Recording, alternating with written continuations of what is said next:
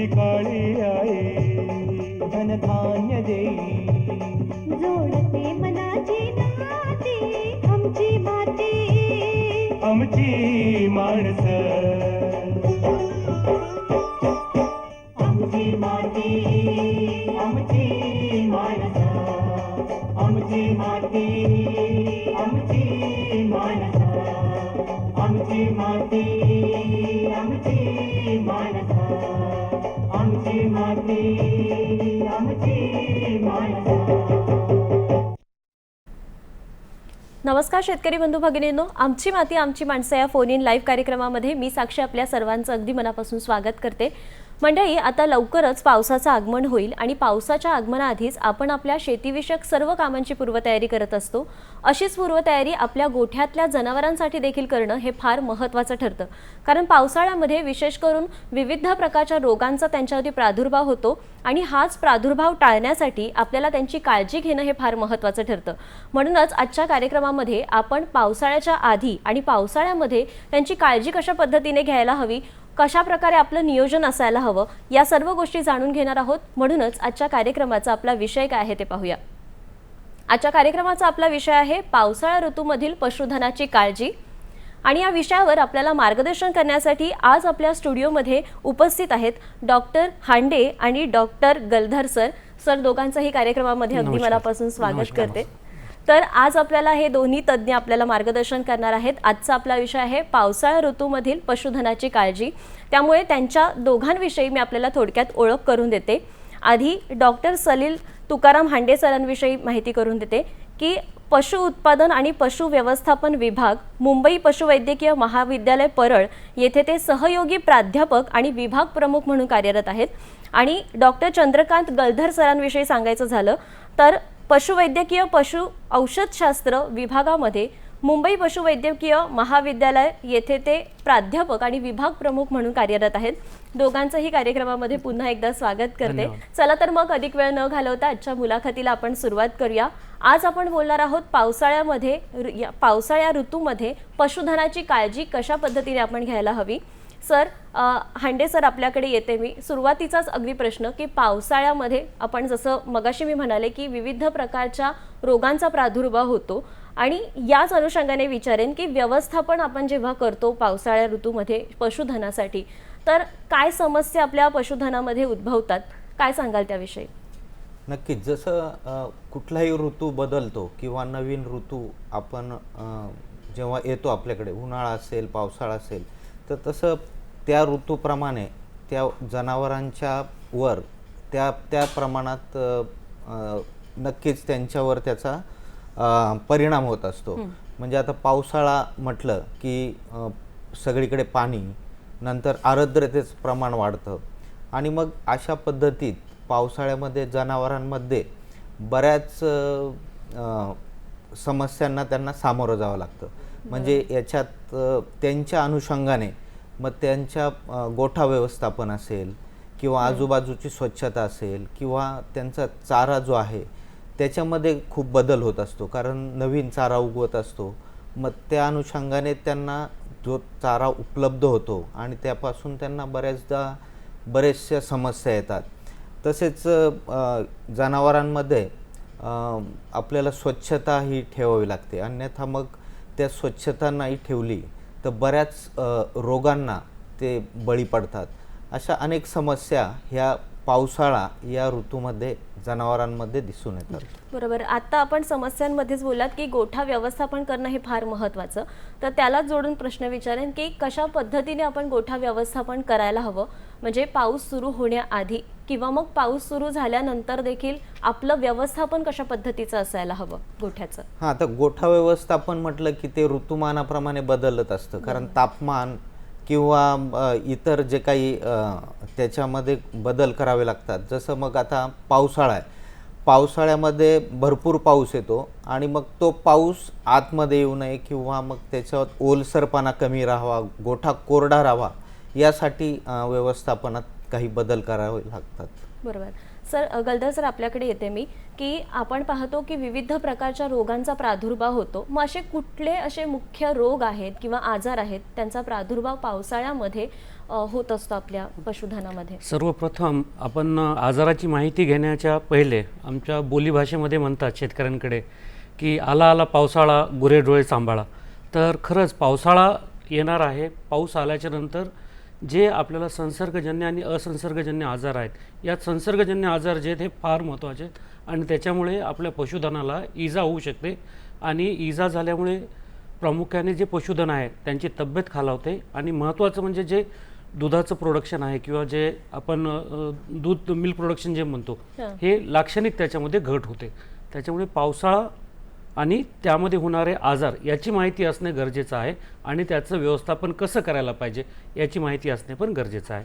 आपण आता चर्चा करतोय तर मी म्हणजे यशस्वी दूध उत्पादनासाठी किंवा निरोगी गोठा ठेवण्यासाठी शेतकऱ्यांना आपण एक 4 किंवा 5 महत्त्वाचे संदेश देऊ शकतो. याच्यामध्ये सगळ्यात पहिलं आहे की तुम्ही तुमच्या गोठ्यामध्ये पावसाळ्यापूर्वी जे आजार होणार आहेत त्याचं लसीकरण करून घेणे फार गरजेचं आहे. त्याच्यानंतर आपल्याकडे जे जंत आहेत त्याच्यामध्ये पट्टकृमी आहेत किंवा जे आपल्या भागामध्ये आढळणारे जंत आहेत त्याचं जंत निर्मूलन करणंही तेवढं गरजेचं आहे. जंतनाशक औषध दिल्यामुळे आपल्याला जंताचा प्रादुर्भाव कमी करता येईल आणि त्याच्यामुळे जे काही प्रोडक्शन लॉसेस होतात, जे काही दुधाचं उत्पन्न कमी होतं, हे दुधाचं उत्पन्न कमी होणं आपण टाळू शकतो. तिसरी सगळ्यात महत्त्वाची गोष्ट मी शेतकरी बांधवांना अशी सांगेल की आपण आपल्या गोठ्यामध्ये सर्वप्रथम आजारी जनावर कसं आहे किंवा कोण आहे हे ओळखणं फार गरजेचं आहे आणि त्यातल्या जर आजारी जनावर असेल आणि त्याला जर संसर्ग जर झालेला असेल तर अशा जनावरांना आपण वेगळी व्यवस्था करायला पाहिजे. त्यांना आपले जे काही दुधाचे जनावरं आहेत त्यांच्यामध्ये बांधता कामा नये, त्यांना आपण वेगळं ठेवायला पाहिजे. तर ह्या 3 ते 4 महत्त्वाच्या गोष्टी आहेत, ह्या आपल्या शेतकरी बांधवांनी जर पावसाळ्यापूर्वी जर व्यवस्थित अंमलात आणल्या तर मला खात्री आहे की आपण यशस्वी दुग्ध उत्पादन करू शकू. बरोबर.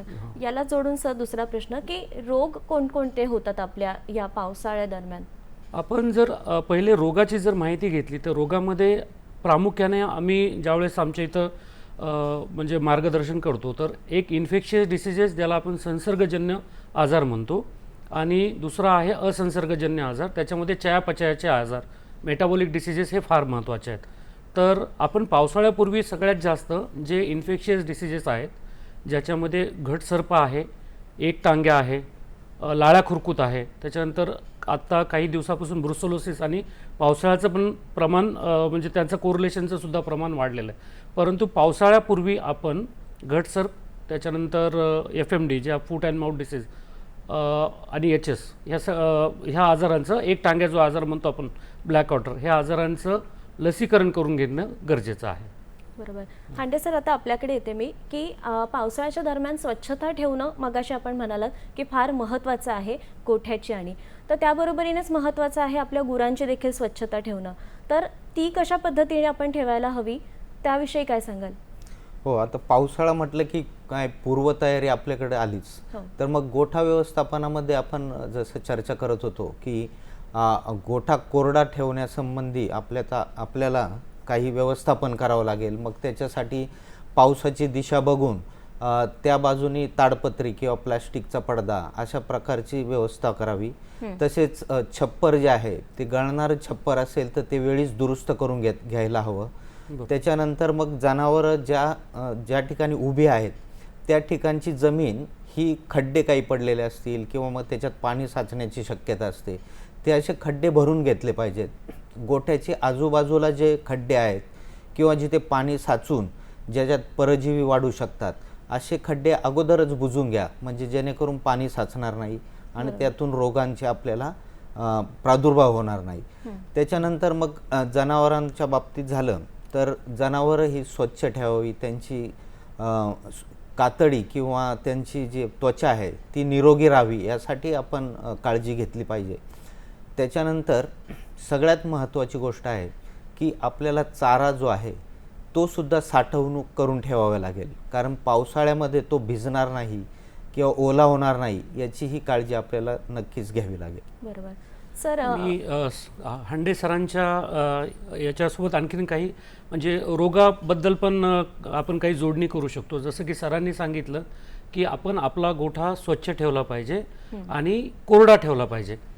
मी आणखीन त्याच्यामध्ये म्हणजे माहिती अशी ॲड करेल त्याच्यामध्ये की आपण गोठा स्वच्छ तर ठेवलाच पाहिजे, पण पावसाळ्यामध्ये आपला गोठ्यातलं पाण्याचा निचरा व्हायला पाहिजे. कारण की जर आपण जास्त दिवस जर पाणी गोठ्यामध्ये राहिलं किंवा सभोवतालच्या भागामध्ये जर राहिलं तर आपण पाहू शकतो की तिथे माशांची वाढ होऊ शकते. ज्या म्हणजे मस्का डोमेस्टिका आपण जे घर माशी असं म्हणतो त्यांचं, किंवा जे मॉस्किटोज आहेत, डास आहेत किंवा मच्छर आहेत आपण जे म्हणतो, यांची तिथे वाढ होऊ शकते. आणि त्याच्यामुळे सुद्धा आपल्याला इन्फेक्शियस डिसीजेस जसं की बबिशियोसिस आहे, थायलिरोसिस आहे, हा रोगांचा प्रादुर्भाव तिथे होऊ शकतो. जर टीक जर वाढले असेल, प्रामुख्याने टीकमुळेच म्हणजे गोचिडांमुळे बबिशियोसिस आणि थायलिरोसिस हा रोग होतो. पण मच्छरांमुळे किंवा जे डास आहेत त्यांच्यामुळे सुद्धा संसर्गजन्य रोग होण्याची शक्यता नाकारता येत नाही. बरोबर. सर, आता आपण काही रोगांविषयी सांगितलं की स्वच्छता कशा पद्धतीने राखली पाहिजे याविषयी हांडे सरांनी सांगितलं. आणि यामध्ये एक महत्त्वाची गोष्ट अशीही आहे की त्वचा रोग देखील होतात आपल्या जनावरांमध्ये. तर त्यांचा प्रादुर्भाव टाळण्यासाठी किंवा त्वचा रोग टाळण्यासाठी आपण सुरुवातीलाच काय प्रतिबंधात्मक उपाय केले काय करायला पाहिजे? नाही, त्वचा रोगापेक्षा मी तर असं म्हणेल की जे लाळ्या खुरकूत आहे, हा रोगाचं म्हणजे एक टांग्या आहे आणि HS हे 3 प्रामुख्याने आपल्याला पावसाळ्यामध्ये आढळतात. जर आपण याचे प्रमुख लक्षणं जर बघितले, समजा लाळ्या खुरकूत आपण याचं ज्याला आम्ही FMD म्हणतो, त्याच्यामध्ये कसं आहे की लाळ गळणे आणि तोंडाला आपल्या म्हणजे जनावराच्या तोंडाला आपण पाहू शकतो याच्यामध्ये स्लाईडमध्ये की असं पूर्ण तोंडाला असे फोड आल्यासारखे दिसतील मध्ये. आता तुम्ही बघू शकता या स्लाईडवर त्याच्यामध्ये लाळ गळणं हे महत्त्वाचं आहे. आणि हे तोंडामध्ये असं जिभेला आणि पूर्ण तोंडाला त्याच्यामध्ये जखमा होतात, त्याच्यामुळे व्रण होतात किंवा जखमा होतात. त्याच्यामुळे काय होतं की जनावराला खायला हे होत नाही. आणि ह्या आजारामध्ये प्रमुख लक्षण जे आहे याच्यामध्ये ताप खूप येतो, म्हणजे अचानक ताप येणं, लाळ गळणे. आणि ज्यावेळेस आपण ओरल एक्झामिनेशन केलं किंवा तोंड उघडून जर बघितलं तर त्याच्यामध्ये आपण पाहू शकता की अशा प्रकारच्या जखमा झालेल्या आहेत. तसंच पायामध्ये सुद्धा ह्या जखमा होतात. म्हणून याला आपण लाळ्या खुरकुताचा हे म्हणतो की तोंडामध्ये पण तुम्हाला जखमा दिसू शकतात आणि पायामध्ये पण जखमा दिसू शकतात. तर हे फूट अँड माउथ डिसीजबद्दल झालं. दुसरं आहे घटसर्प. घटसर्प ह्या रोगामध्ये सुद्धा अचानक ताप येतो आणि ताप आल्याच्या नंतर तुम्हाला मानेचा जो भाग आहे हा मानेचा भाग थोडा सुजलेला दिसेल. त्याच्यामुळे काय होतं, सुजलेला भाग असल्यामुळे श्वासोच्छ्वास घ्यायला किंवा रेस्पिरेशन घ्यायला त्रास होतो त्याच्यात.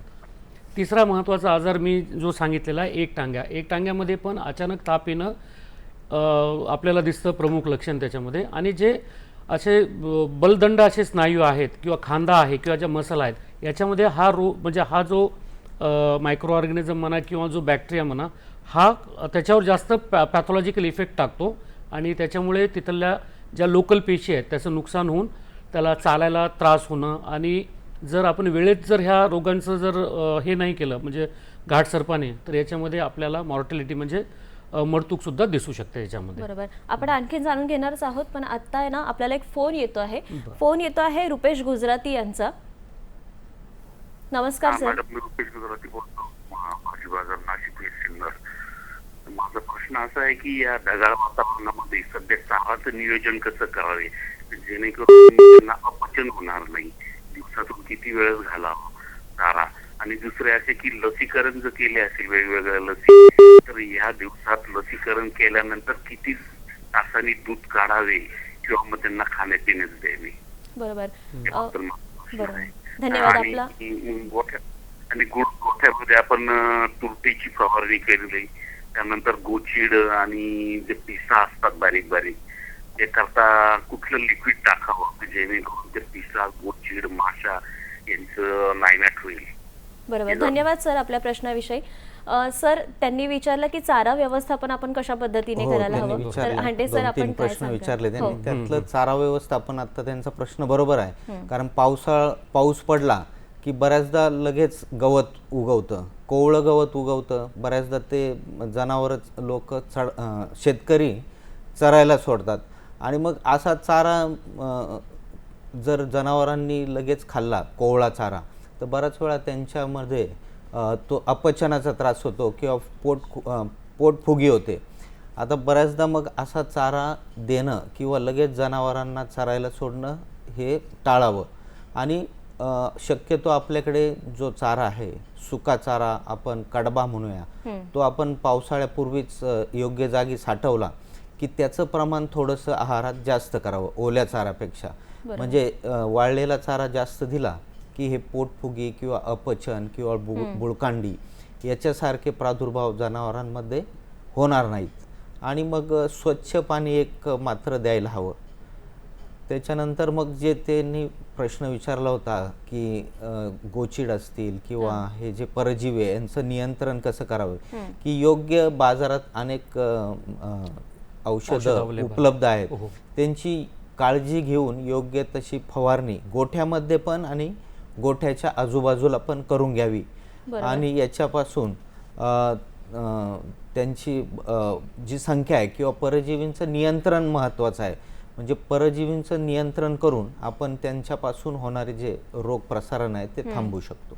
सर गलदर सर आपल्याकडे येईन. त्यांचा प्रश्न असाही होता की आपल्या प्राण्यांना लसीकरण गोचिडपासून कशा नाही, मी याच्याबद्दल असं म्हणेल की त्यांनी विचारलं की लसीकरण केल्याच्या नंतर दूध म्हणजे काढणे आणि पिणे वगैरे म्हणजे हे किती संयुक्त आहे. पण अशा बाबतीमध्ये काही म्हणजे रेफरन्सेस म्हणा किंवा असं काही गाईडलाईन नाही आहेत की आपण लसीकरण दिलं आणि दूध काढू नका किंवा हे करू नका, असं कुठं नियमावली आमच्या अभ्यासात तर काही आढळून आली नाही. आणि आम्ही पाहतोय की शेतकऱ्यांना आपण ज्या जनावरांना लसीकरण दिलं ते दूध काढतात आणि हे करतात. पण मी म्हणजे सूचित असं करू इच्छितो की आपण ज्यावेळेस लसीकरण करतोय, लसीकरण करण्याच्या पहिले आपण त्याचं डिवर्मिंग म्हणजे जे पोटातले जंत आहेत हे जंतनाशक औषध देणं गरजेचं आहे. जेणेकरून काय होईल की आपण जे लस देतोय ही लस जी आहे ही आणखीन प्रभावी होईल तिथे आणि आपण रोगप्रतिकारक शक्ती वाढवून जे काही आपल्याला पावसाळ्यात होणारे आजार आहेत याचा आपण प्रतिबंध करू शकतो तिथे. सर याला जोडून पुढचा प्रश्न विचारते की लसीकरणाचा जो कालावधी असतो तो किती महत्त्वाचा आहे. म्हणजे तो महत्त्वाचा आहेच नक्कीच, पण त्याचा कालावधी काय आहे, कधी त्यांना लसीकरण द्यायला हवं आणि किती किती अंतरानंतर. नाही, आजचा जर आपण विषय घेतला तर पावसाळ्याच्या सुरुवातीला आपण करतो, परंतु वेगळ्या ॲनिमल म्हणजे जे जनावरं आहेत दुधाळ जनावरं त्यांच्यासाठी वेगळे वेगळे शेड्यूल आहेत आणि वेगळ्या वेगळ्या आजाराचे औषधं आपण म्हणजे लसीकरण आपण देतो. जसं आपण शेळ्या आणि मेंढ्यांचं जर बघितलं ना मॅडम, तर त्याच्यामध्ये म्हणजे PPR जो आजार आहे ह्या PPR आजाराचं आपल्याला व्हॅक्सिन करणं गरजेचं आहे. जर श्वानांमध्ये पाहिलं तर आपण अँटी रेबीजचं इंजेक्शन देणं गरजेचं आहे. आणि मुंबई किंवा ज्या भागामध्ये श्वानांचं म्हणजे पालन भरपूर आहे अशा याच्यामध्ये आपण व्हॅक्सिन जे आहे याच्यामध्ये लेप्टोस्पायरा वगैरे असे जे आजार आहेत ह्या लेप्टोस्पायराच्या आजाराचे सुद्धा आपण व्हॅक्सिन म्हणा किंवा लसीकरण आपण करतो त्याच्या श्वानांमध्ये प्रामुख्याने. आता आपल्याला एक फोन येतो आहे. राजेंद्र कुलकर्णी आहेत सांगलीहून. नमस्कार. हॅलो. नमस्कार. नमस्कार सर आपला प्रश्न विचारा. पावसाळ्यामध्ये जनावरांच्या सडांना जखमा होतात, त्याच्यावरती उपचार काय? बरोबर सर काय सांगाल? त्यांनी असं विचारलंय की जे कास आहे कासाच्या सडाईवर जखमा होतात बऱ्याच वेळेस, तर ह्या म्हणजे कासेच्या सडावर ज्या जखमा झालेल्या आहेत याचं नियोजन करणं फार गरजेचं आहे. कारण की जर त्या तशाच राहिल्या तर त्याच्यामधून म्हणजे बॅक्टेरियाचा शिरकाव होऊ शकतो आणि दगडी हा जो आजार आहे हा दगडी हा आजार होऊ शकतो. आणि दगडी आजारामध्ये आपण पाहतो की सुरुवातीला दुधाचं उत्पन्न खूपच कमी होतं आणि त्याचबरोबर जर दगडी म्हणजे कास जर दगडासारखी झाली तर ती कायमची निकामी होते आणि आपण त्याच्यातून परत दूध उत्पादन घेऊ शकत नाही. तर अशा जर जखमा असतील सर तर तुम्ही त्याला म्हणजे टीट डीप म्हणून आहे बाजारामध्ये भरपूर टीट डीप भेटतात. टीट डीप सोल्युशन त्यांच्या मार्गदर्शक तत्वाप्रमाणे जसं आहे तसं दूध काढल्याच्या पहिले आणि दूध काढल्याच्या नंतर आपण लावू शकतो. सध्या काही संशोधन चालू आहे की ज्याच्यामध्ये की नॅनो पार्टिकल यूज करून आपण जे कास आहे ह्या कासेवर एखादी फिल्म तयार करून लावू शकतो का. म्हणजे कारण की दूध काढल्याच्या नंतर अर्धा ते पाऊण तास हा फार क्रुशियल आहे की त्यावेळेस जे सड असतात ते सड उघडे असतात आणि त्याच्यामध्ये म्हणजे बॅक्टेरियांचा जो आहे जे आपण जीवाणू म्हणतो त्यांचा शिरकाव होऊ शकतो. तर अशा वेळेस जर आपण टीट डिपिंग केली त्याचबरोबर जर हे जे संशोधन सध्या चालू आहे त्याच्यामध्ये जर आपण यशस्वी झालो आणि तशी अशी एक फिल्म जर आपण तयार केली जी की 12 तास प्रोटेक्शन करेल तर बघा आपल्याला 12 तास पुढचे सडामध्ये काही बॅक्टेरियाचा शिरकाव होणार नाही किंवा जीवाणूंचा शिरकाव होणार नाही. हे उद्दिष्ट आपण साध्य करू शकतो आणि हे उद्दिष्ट साध्य केलं तर जो दगडी आजार आहे किंवा कासदाह आहे याचा आपण थोडंसं म्हणजे निर्मूलन उच्चाटन करण्याचा प्रयत्न करू शकतो याच्यामध्ये. बरोबर. अजून आपण या विषयी जाणून घेणारच आहोत, पण आता वेळ झाली आहे एका छोट्याशा ब्रेकची. कुठेही जाऊ नका, पाहत रहा आमची माती आमची माणसं.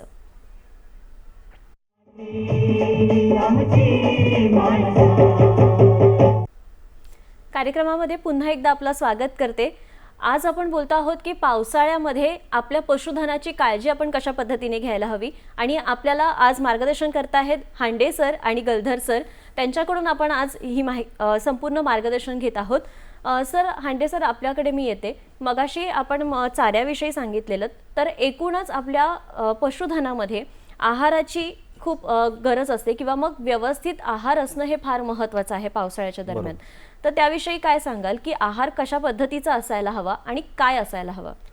आता पशुधन किंवा जनावरं जे आहेत त्यामध्ये दूध देणारी जनावरं आहेत किंवा इतर जनावरं आहेत, याच्यामध्ये चारा देताना त्याच्यात 3 प्रकारचा चारा आपण शक्यतो देतो. म्हणजे सुका चारा, हिरवा चारा आणि खुराक. या 3चं मिळून एक बॅलन्स आपण राशन किंवा एक असा चारा त्यांना देत असतो. आणि मग तो वेगवेगळा असतो. त्या प्रत्येक जनावराला किती दूध उत्पादन आहे किंवा त्याचं वजन किती आहे या प्रमाणात देत असतो. परंतु आता पावसाळ्याबद्दल किंवा पावसाळ्यातील चाऱ्याबद्दल बोलायचं ठरलं तर आपण निश्चितच वाळलेला चारा हा थोडासा आहारात वाढवावा आणि ओला चारा थोडासा कमी करावा. कारण बऱ्याचदा काय होतं, पावसाळ्यामध्ये जो चारा उपलब्ध असतो त्याच्यावर पाऊस पडलेला असतो, त्याच्यावर पाण्याचं प्रमाण वाढलेलं असतं आणि मग त्याच्यातूनच अनेक जे बाष्प किंवा पाण्याचं प्रमाण वाढतं आणि मग पोटदुखी किंवा आपण बघितलं की बुळकांडी वगैरे सारखे परिणाम जनावरांमध्ये दिसून येतात. आता याच्यामध्ये अजून एक महत्त्वाची गोष्ट म्हणजे पाणी. स्वच्छ पाण्याचा पुरवठा हा नेहमी असावा. कारण पावसाळ्यात बऱ्याचदा आपण बघतो पाऊस पडल्यामुळं गढूळ पाणी त्या ज्या विहिरी असतील किंवा जे पाण्याचे साठे आहेत त्याच्यामध्ये मिक्स होतात आणि हे गढूळ पाणी ज्याच्यामध्ये अनेक जीवजंतू असू शकतात तेच जनावरांच्या पोटात जात असतं आणि मग याच्यातून त्यांना पोटाचे विकार किंवा पोटाचे आजार होत असतात. मग ही एक काळजी घ्यावी लागेल. आणि अजून एक गोष्ट, बऱ्याचदा खूप चिखल किंवा भरपूर पाऊस पडल्यामुळे हिरवा चारा अन्नसुद्धा जिकरीचं होऊन जातं किंवा त्याला चिखल लागलेला असतो आणि असा चारा जनावरं ॲक्सेप्ट करत नाहीत. मग अशा वेळी आपण तर बघितलं आपल्याकडे वाळलेला चारा आहे, आपण याच्यावर मुरघास म्हणून उपाययोजना करू शकतो. म्हणजे काय, आपण मुरघास बनवून जर ठेवला, म्हणजे पावसाळा चालू होण्यापूर्वीच जर मुरघास बनवून ठेवलेला असेल तर हा आपला एकदम व्यवस्थित झाकून ठेवलेला असतो. हा मुरघास सुद्धा आपण जनावरांच्या आहारामध्ये वापरू शकतो. याच्यामुळे आपल्याला जनावरांच्या आहारात समतोलता ठेवता येईल आणि त्यांचा आहारही नियंत्रित करून त्यांना पावसाळ्यामध्ये योग्य चारा देता येईल. पण मग सर, चाऱ्याऐवजी दुसरं काही खाद्य त्यांना देता येईल का?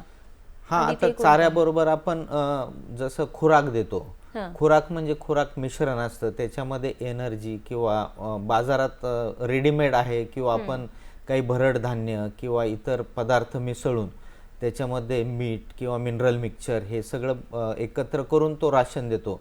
दुधाळ जनावरांमध्ये त्याचा खूप महत्त्वाचा वाटा आहे, कारण ह्यांच्यावरच त्या दुधाचं वाढ किंवा त्यांची दूध देण्याची क्षमता ही त्याच्यावर अवलंबून आहे. त्यामुळे तो असा खुराकसुद्धा आपण निश्चितच त्यांच्या आहारात देऊ शकतो. मग हाच आहार आपल्या शेळ्या मेंढ्यांना देखील लागू होतो का? हा, अर्थात शेळ्या असतील, मेंढ्या असतील, म्हैस, गाय सगळ्यांनाच होतो, फक्त ते त्यांच्या वजनाच्या प्रमाणात आणि ते किती दूध देत आहेत. तर प्रत्येक जनावराला आपण सारखा चारा देऊ शकत नाही, तर तो त्यांच्या गरजेनुसार मग त्यांचं उत्पादन पाहावं लागेल, त्यांचं वजन पाहावं लागेल. किंवा काही गाभण जनावरं असतील तर त्या गाभण जनावरांना थोडा अजून आपल्याला इतर जनावरांच्या मानाने आहार द्यावा लागेल. त्याच्याविषयी थोडं सविस्तर सांगाल का की गाभण जनावरांना आता सहसा एक ठोकताळा आहे की आता दूध देणारं जनावर आहे, तर समजा म्हैस आहे, म्हशीचं दूध दर 2 लिटर किंवा 2.5 लिटर मागे 1 किलो चारा खुराक आणि गायीसाठी तो 2 ते 3 लिटर मागे 1 किलो आणि त्यांच्या मेंटेनन्ससाठी 1 किलो अशा प्रमाणात खुराक देतो आपण. आणि हिरवा चारा आणि वाळलेला चारा जो आहे तो शुष्क पदार्थांच्या बेसवर, म्हणजे 2 ते 2.5% जनावराला शुष्क चारा लागतो त्याच्या वजनाच्या. म्हणजे 100 किलोचं वजनाचा प्राणी असेल किंवा जनावर, मग त्याला 2.5 किलो शुष्क पदार्थ मिळाला पाहिजे. मग तो हिरव्या चारामधून त्याला 10 ते 15% मिळणार आहे. म्हणजे 1 किलो चारा दिला तर त्याला 150 ग्रॅम शुष्क चारा मिळणार आहे. आणि वाळलेला असेल 1 किलो दिला तर त्याला 700 ग्रॅम शुष्क चारा मिळणार आहे. तर असं सगळा अभ्यास करून त्या जनावराला त्याचं उत्पादन, त्याचं वजन आणि त्याची अवस्था, म्हणजे ते गाभण आहे की नाही आहे किंवा दूध देणार आहे, ह्या सर्वाचा अभ्यास करून योग्य त्या प्रमाणात चारा द्यावा लागेल. बरोबर, म्हणजे त्याची अवस्थेनुसार त्याचा चारा हो, नक्की. नियोजन करणं फार महत्त्वाचं आहे. सर, मी आपल्याकडे येते. गलधर सर, आता मगासपासून आपण बघतो आहोत की विविध रोगांविषयी आपण देखील सांगितलं, तर त्या रोगांचा प्रादुर्भाव होतो ते लगेचच आपल्याला समजत नाही, तर त्याची लक्षणं आपण कशा पद्धतीने ओळखायला पाहिजे.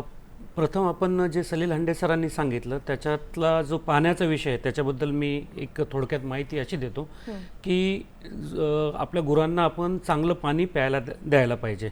जर दूषित पाणी असेल तर जसं मी तुम्हाला सांगितलं की संसर्गजन्य आणि असंसर्गजन्य, तर असंसर्गजन्य आजारामध्ये अतिसार हा आजार जनावरांना होऊ शकतो. आणि याच्यामध्ये काय आहे की लूज मोशन झाल्यामुळे किंवा हागवण लागल्यामुळे आपण पाहतो की शरीरातले क्षार आणि पाणी हे कमी होतात. अशा वेळेस आपल्याला प्रथमोपचार आणि तज्ज्ञ पशुवैद्यकाकडून म्हणजे जेवढ्या लवकर ट्रीटमेंट करणं होईल तेवढ्या लवकर ट्रीटमेंट करून घेणं गरजेचं होतं. आता तुम्ही जो विषय विचारला, प्रश्न विचारला त्याच्याबद्दल की आजारी जनावर ओळखायचं कसं, हे फार महत्त्वाचं. तर काही स्लाईड आहेत माझ्याकडे, याच्यामध्ये आपण बघू शकतो. आता हे जर पाहिलं आपण, याच्यामध्ये येलो डिस्कलरेशन आहे स्लाईडमध्ये. तर बघा, हे पूर्ण जे आहे आपण पाहिल्याच्यानंतर जर आपण निरोगी श्वानाचं म्हणा किंवा निरोगी गाईचं किंवा म्हशींचं जर आपण असा चेहरा, तोंड किंवा गाल असा ओपन करून पाहिला तर आपल्याला तो लालसर कलरचा दिसतो. थोडक्यात हा पूर्ण पिवळा झालेला आहे, म्हणजे याला कावीळ झालेला आहे असं आपण म्हणू शकतो. दुसरं आपण हे चित्र पाहू शकतो की जनावरांच्या नाकातून म्हणा किंवा तोंडातून म्हणा स्त्राव येतो. हे म्हणजे आजारी जनावराचं लक्षण आहे. जर सुदृढ जनावर असेल, निरोगी जनावर असेल तर असा स्त्राव आपल्याला दिसणार नाही. तर मी शेतकरी बांधवांना म्हणजे अशी विनंती करतो, जर असे जर काही आपल्याला आपल्या फार्ममध्ये म्हणा किंवा आपल्या गोठ्यामध्ये जर दिसत असतील तर आपण हे जनावरं आजारी आहेत असं समजू शकतो. त्याच्यानंतर बघा, फारच एक सुंदर चित्र आहे पुढे आपण पाहू शकता. बघा, याच्यामध्ये डोळे जर पाहिले तर हे आपल्याला कावीळ झाला आहे हे लगेच म्हणजे निदर्शनास येईल. आपण फक्त डोळे जरी बघितले आणि त्याच्यामध्ये पिवळसर जर झालेले असेल तर आपण त्याला कावीळ झाला असं म्हणू शकतो. आणि जर पांढरट जर झाले असेल तर पंडू रोग, ज्याच्यामध्ये आपण ॲनिमिया म्हणतो, ॲनिमिया झाला ज्याच्यामध्ये रक्ताचं कमतरता असल्यामुळे जी म्हणजे डोळ्याची पापणी आहे किंवा जो पापुद्रा आहे तो पूर्ण पांढरा होतो आणि जॉन्डिस किंवा कावेळीमध्ये तो पिवळा पडतो.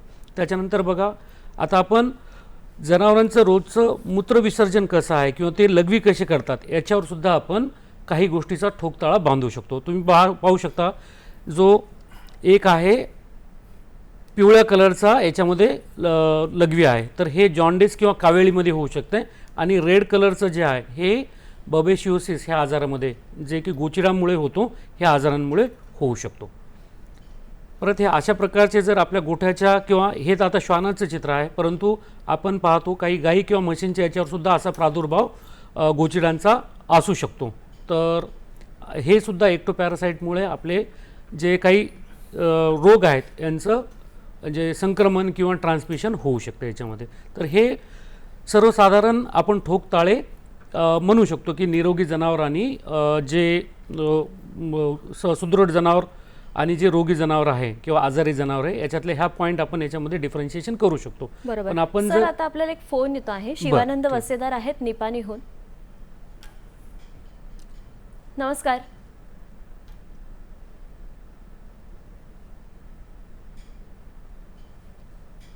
नमस्कार, आपला प्रश्न विचारा सर. वगळीमध्ये, वड्यामध्ये वगैरे पाणी साचलेलं असतात, त्यामुळे जनावरे जे पाणी पितात त्या पाणी पिल्यामुळे त्यांना जनावरांना आजार वगैरे होऊ नये म्हणून त्यासाठी कोणती औषध उपचार वगैरे केली पाहिजे काय? त्याचबरोबर जनावर काय करतात की इकडे तिकडे राडीमध्ये वगैरे शेतात भांगरणी नांगरणी करते वेळी त्यांच्या पायाच्या खुरामध्ये माती अडकून त्या जागी कीड तयार होतात. तसेच शिंगामध्ये सुद्धा काही ठिकाणी मळ साचून कीड वगैरे तयार होतात. तशा जनावरांना इजा होऊ नये, कीड लागू नये म्हणून औषध उपचार कशा प्रकारे केली पाहिजे आणि काय काळजी घेतली पाहिजे याबद्दल तुम्ही काय सांगाल असा प्रश्न आहे मला. हांडे सर, आपण काय सांगाल याबद्दल? आता त्यांनी सांगितलं ओढ्यामध्ये गढूळ पाणी पिलं तरी आता आपण महत्त्वाचं म्हणजे हे टाळावं, गढूळ पाणी त्यांना पिऊच देऊ नये आणि स्वच्छ पाण्याचाच पुरवठा त्यांना करावा. त्याच्यानंतर जनावरांच्या शरीराची योग्य स्वच्छता ठेवणं गरजेचं आहे, जेणेकरून शिंग किंवा ते खुरांमध्ये तर याच्यासाठी पोटॅशियम परमँगनेटचं एक द्रावण मिळतं. यांनी गुरांचे पाय स्वच्छ धुवून घ्यावेत, जेणेकरून तिथे काही प्रादुर्भाव होण्याची शक्यता असेल तर ते टाळता येईल. आणि जनावरांची योग्य काळजी, त्यांची स्वच्छता ही अतिशय महत्त्वाची गोष्ट नक्कीच आहे. बरोबर. पाण्याच्या स्वच्छतेविषयी त्यांचा प्रश्न होताच, पण त्याबरोबर रोगांच्या विषयी देखील होता. तर काय सांगाल गर्दर सर? नाही, जसं पाण्याचं आहे मी सांगितलं की जर गढूळ पाणी असेल आणि पाण्यामध्ये जर जीवाणू किंवा विषाणू असतील तर त्याच्यामुळे अतिसार हा रोग जो आहे अतिसार होऊ शकतो तिथे.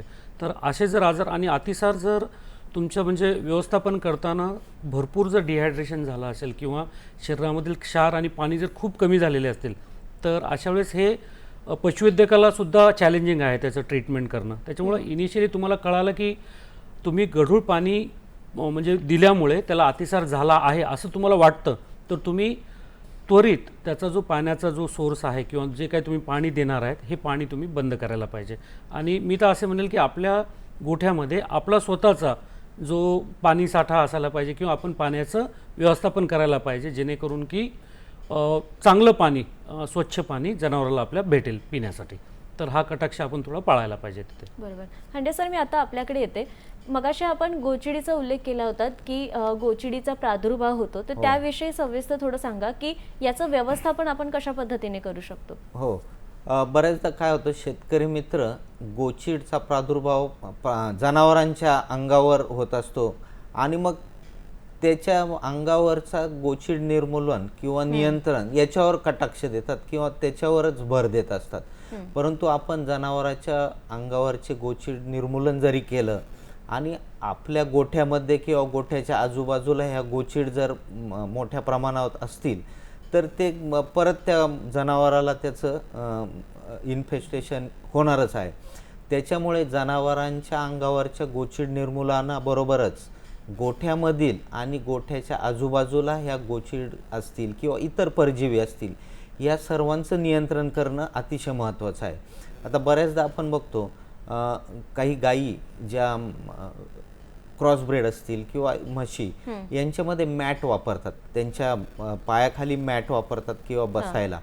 आता ह्या मॅट बरेचदा उचलल्या जात नाहीत, अनेक दिवस तशाच असतात आणि पावसाळा आणि अशी मॅट ह्याच्यामध्ये जे पावसाळ्यात किंवा इतर वेळी पण जे पाणी साचतं हे ह्या गोचिड किंवा इतर परजीवी यांच्या वाढीसाठी किंवा मल्टिप्लिकेशनसाठी अतिशय म्हणजे सुंदर वातावरण म्हणूया आपण, असं असतं. आणि त्यांची प्रचंड मोठ्या संख्येत प्रमाण पौष्टिक वातावरण पण म्हणू शकतो, पौष्टिक वातावरण असतं म्हणू आणि शकतो. कित्येक पटीत ते झपाट्याने वाढतात. मासे मॅट दररोज उलटे केले पाहिजे, त्यांना धुतलं पाहिजे, स्वच्छ केलं पाहिजे, त्याची खालची जागा ती सुद्धा निर्जंतुक केली पाहिजे. आणि जनावरांच्या अंगावरच्या गोचिड निर्मूलनाबरोबरच आपल्या गोठ्यामध्ये काही भिंती असतील, त्याच्यामध्ये काही क्रॅक्स किंवा भेगा पडलेल्या असतील, याच्यामधले सुद्धा काही फवारण्या करून किंवा प्रसंगी त्या झाडून काढल्या पाहिजे जाळाने, म्हणजे त्यातली अंडी मरतील किंवा त्या जाळून निघतील. आणि मी सांगितलं जसं की आजूबाजूला खड्डे असतील, त्यात पाणी साचत असेल, त्यातही फवारणी करून घ्या, बुजून घ्या खड्डे. आणि गोठ्यामध्ये चुना वरचेवर मारला पाहिजे, चुन्याची पावडर, जेणेकरून तो निर्जंतुकीकरणाचं पण काम करतो आणि गोठा कोरडा ठेवण्यास सुद्धा मदत करतो. बरोबर. सर, आपल्याकडे येते मी. मगाशी आपण काही लक्षणांविषयी सांगितलं की कशा प्रकारची लक्षणं आपण ओळखायला हवीत आणि त्यांचा प्रादुर्भाव कशा पद्धतीने होतो. पण मग अशी लक्षणं दिसल्यानंतर आपण त्याच्यावरती प्रथम उपचार कशा पद्धतीने करायला हवा? जर हे जे काही आजार आहेत जे की संसर्गजन्य आजार आहेत, ज्याच्यामध्ये जर आपण लाळ्या खुरकूत जर पाहिलं तर लाळ्या खुरकुतामध्ये जे तोंडावर फोड येतात म्हणजे जिभेला आणि याला आपण म्हणजे आणि पायावर पण फोड येतात, त्याच्यामध्ये जखमा होतात. तर अशा जखमा ज्या आहेत पहिले हलक्या पाण्याने धुवून घ्यायच्या, हलक्या गरम पाण्याने धुवून घ्यायच्या. त्याच्यानंतर जे KMNO4 सोल्युशन सरांनी सांगितलं त्या पोटॅशियम परमॅंगनेटच्या सोल्युशननं त्याला डायल्यूट करून आपण ते लाल कलरचं होतं, आपण जे पावडर टाकली पाण्यामध्ये की ते लाल कलरचं होतं, त्याने पण स्वच्छ धुवून घ्यायला पाहिजे. तर आणि तोंडामध्ये ज्यावेळेस फोडं येतात तर मग मी पाहिलं की जे शेतकरी बांधव आहेत ते काय करतात की तूप आणि भात देतात. म्हणजे तूप आणि भातामुळं काय होतं की थोडंसं ते मऊ असतं, त्याच्यामुळे खायला त्यांना म्हणजे जसं आपण चारा पाहिला तर त्याच्यामध्ये जर काही पॉइंटेड काही गोष्टी असतील समजा आपण चाऱ्यामध्ये तर त्याच्यामुळे इजा होऊ शकते. तर बरेच शेतकरी मी पाहिलेत की ते काय करतात तूप भरपूर प्रमाणामध्ये आणि तूप भात असं हे करून, जेणेकरून त्यांचं असं म्हणणं आहे की हे थोडंसं स्मूथ होतं आणि ज्या जखमा झालेल्या आहेत त्यांना जास्त इजा होत नाही.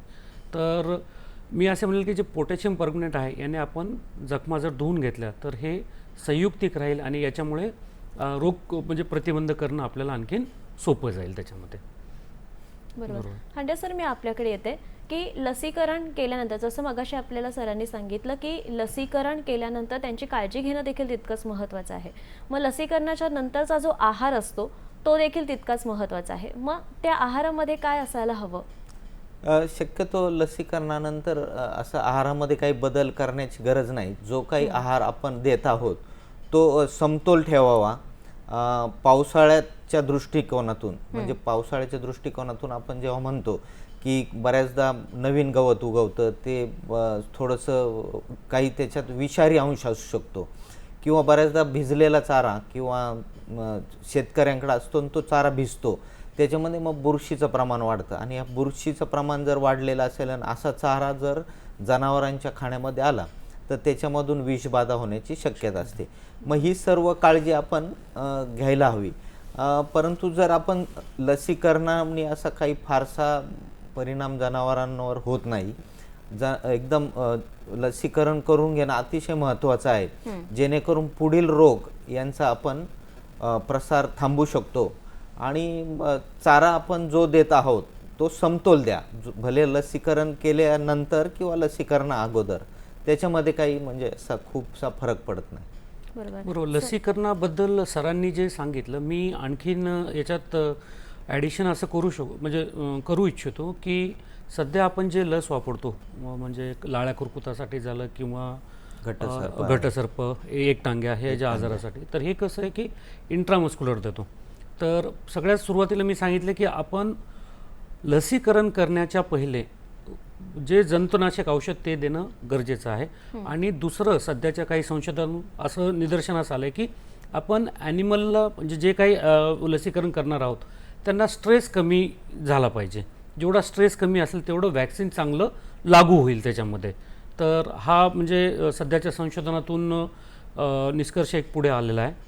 आणि काही जे सध्याचं संशोधन चालू आहे त्याच्यामध्ये लोक काय करतात की आपण माणसासारखं नाकातून लस देऊ शकतो का, जेणेकरून कसं आहे की आपल्याला जनावराला दवाखान्यात घेऊन येऊन त्याला इंट्रामस्क्युलर किंवा सबकट इंजेक्शन देण्यापेक्षा आपण 2 थेंब जसं आपल्या इथं माणसाच्या याच्यामध्ये देतो वॅक्सिन, जसं की पोलिओमध्ये 2 थेंब आणि पोलिओ उच्चाटन करूया तसं आपण काही कुक्कुटपालनात करतो आपण, पण असं बरोबर गाई म्हशीमध्ये आणि म्हणजे याच्यात बैलामध्ये आपण करू शकतो का. आणि तसं जर आपल्याला करता आलं तर निश्चितच हे शेतकऱ्यांसाठी फार सुकर होईल, कारण की तुम्हाला नाकामध्ये वॅक्सिन टाकायचं आणि त्याचा इफेक्ट, पण याला वेळ लागेल. आणखीन संशोधन सध्या चालू आहे आणि निश्चितच वैज्ञानिक लोक याच्यावर काम करतात आणि मला खात्री आहे की लवकरात लवकर आपण असं काही एक वॅक्सिन तयार करू की जे नाकावाटे दिल्याच्या नंतर त्याच्यामध्ये रोगप्रतिकारक शक्ती येईल आणि लाळ्या खुरकूत वगैरे हे जे रोग आहेत ज्यांच्यामुळे खूप इकॉनॉमिक लॉस होतोय त्याचा आपण प्रतिबंध करण्यासाठी म्हणजे उपयोग करू शकू. बरोबर. फार महत्त्वाच्या विषयावरती आपण आज मार्गदर्शन केलं. एकूणच पावसाळ्यामध्ये कशा पद्धतीने आपलं नियोजन असायला हवं, गोठ्याचं म्हणा किंवा मग प्राण्यांच्या लसीकरणाचं किंवा मग एकूणच त्यांच्या आहाराविषयी आपण सांगितलं. तर हे अत्यंत महत्त्वाचं होतं पावसाळ्याच्या अनुषंगाने. आणि एकूणच पावसाळ्यामध्ये आणि पावसाच्या नंतर देखील आपण कशा पद्धतीने त्यांची काळजी घ्यायला हवी याविषयी आपण सविस्तर मार्गदर्शन केलं. निश्चितच आपल्या शेतकरी बांधवांना आणि आपल्या पशुपालकांना ते महत्त्वाचं ठरेल आणि निश्चितच ते आपल्या जनावरांची योग्य प्रकारे काळजी घेऊ शकतील. मंडळी, आजच्या कार्यक्रमामध्ये आपण पावसाळ्यामध्ये कशा पद्धतीने आपल्या पशुधनाची काळजी घ्यायला हवी, त्यांच्यावरती होणाऱ्या रोगांच्या प्रादुर्भावापासून त्यांचा बचाव कशा पद्धतीने करायला हवा, आहाराच्या बाबतीत आपण त्यांची काळजी कशा पद्धतीने घ्यायला हवी, अशा सर्व गोष्टी आपण आजच्या कार्यक्रमातून जाणून घेतल्या. निश्चितच या पावसाळ्यामध्ये आपल्या पशुधनाची काळजी आपण योग्य पद्धतीने घेऊ शकाल आणि या मार्गदर्शनाचा आपल्याला उपयोग होईल अशी मी आशा व्यक्त करते. आज आपण इथेच थांबतो आहोत. पुन्हा भेटणार आहोत पुढच्या मंगळवारी. तेव्हा पाहायला विसरू नका आमची माती आमची माणसं संध्याकाळी 6 वाजता. सर, दोघांनाही आपण इथे आलात आणि इतकं मुलाचं मार्गदर्शन केलं त्याबद्दल दूरदर्शनच्या सह्याद्री वाहिनीतर्फे आपले मनापासून आभार. धन्यवाद. धन्यवाद.